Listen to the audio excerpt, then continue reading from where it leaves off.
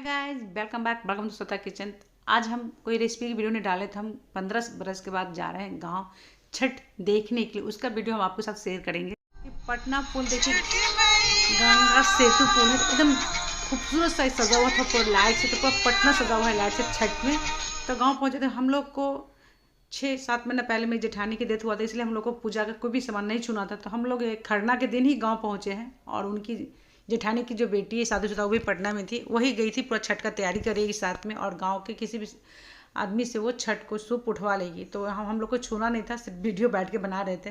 तो मेरी जेठानी की लड़की देखिए, नया चावल होता है, धान जो गाँव में कुटाया जाता है, उसी चावल का खीर वहाँ बनाया जाता है। तो दूध उबल चुका था, तो दूध उबलने के बाद ये चावल डाल रही है।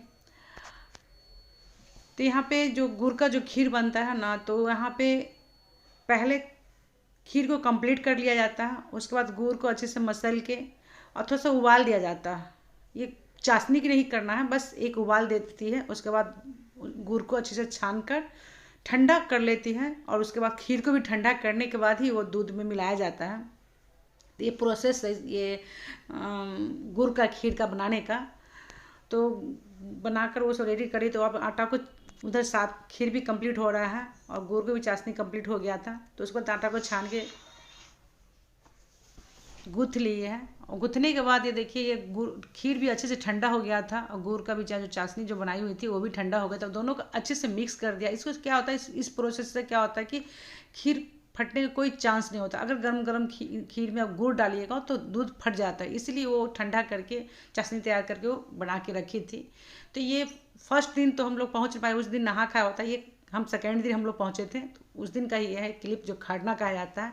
तो खरना में ये गुड़ का खीर रोटी बनाया जाता है। ये देखिए, केले के पत्ते पूजा जाता है। पहले पूजा कंप्लीट करने के बाद ही जो देखिए जो टीका कर रही हैं वो ही ये छठ का पूजा करेंगी। और उनकी बेटी है वो, जिनको वो सिंदूर लगाई है। तो पूजा करने के बाद सभी को सिंदूर लगाया जाता है। तो इस वीडियो में हम नहीं, मेरी जेठानी है और जो पूजा की है उनकी पिक्चर था और एक जेठानी की बेटी का पिक्चर था, क्योंकि हम तो वीडियो खुद ही ले रहे थे।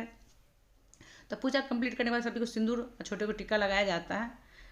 उसके बाद पूजा कंप्लीट होता है, उसके बाद प्रसाद खाया जाता है। तो ये अब थर्ड दिन का ये पूजा है। तो थर्ड दिन हम वो 4 बजे भोर में ही उठ गई थी, हम सोए रह गए थे। तो वो आटा पहले गूँथ चुकी थी, तो इसलिए हम क्लिप नहीं ले पाए थे गूँथने का।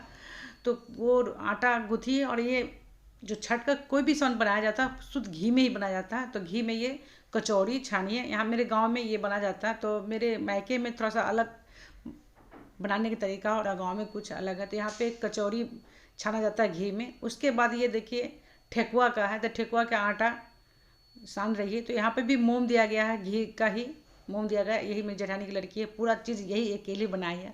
साथ में इसको हेल्प की है मेरी बहन की बेटी भी मेरे साथ रहती, तो वो दोनों छू सकती थी, लेकिन हम दोनों जेठानी नहीं छू सकते थे। तो हम दोनों मिलके नहीं कुछ काम की पूजा का।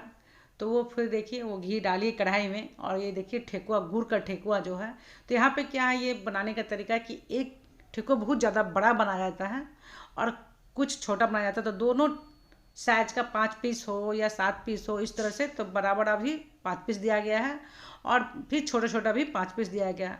सभी कुछ जितना सामान है उस सभी पे अर्पण लगाया जाता है। तो अर्पण में होता है ना, चावल और हल्दी पीसा जाता है। चावल और हल्दी को पीसने के बाद वो पेस्ट की तरह बन जाता है। तो पूरे सूप में जितना फल है सभी कुछ में वो और सिंदूर लगाया जाता है।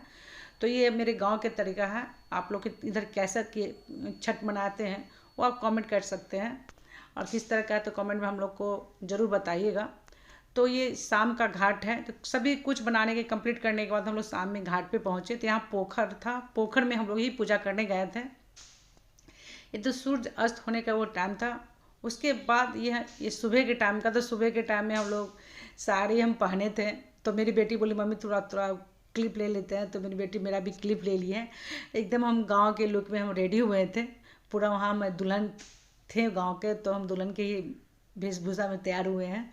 तो सीधा पला मैं साड़ी पहनते, मेरे हस्बैंड है साथ में। तो हम लोग सुबह के टाइम में हम लोग कम से कम 5 से पहले ही होगा हम लोग घाट पे पहुँचे। लेकिन सूप तो बहुत 3 बजे ही सुबह पहुँच चुका था। तो सुबह तो सूप 3 बजे से पहले ही पहुँचे था, 2:30 बजे के लगभग, क्योंकि वहाँ पे जगह फुल हो जाता है, इसलिए पहले सब पहुँच जाता है।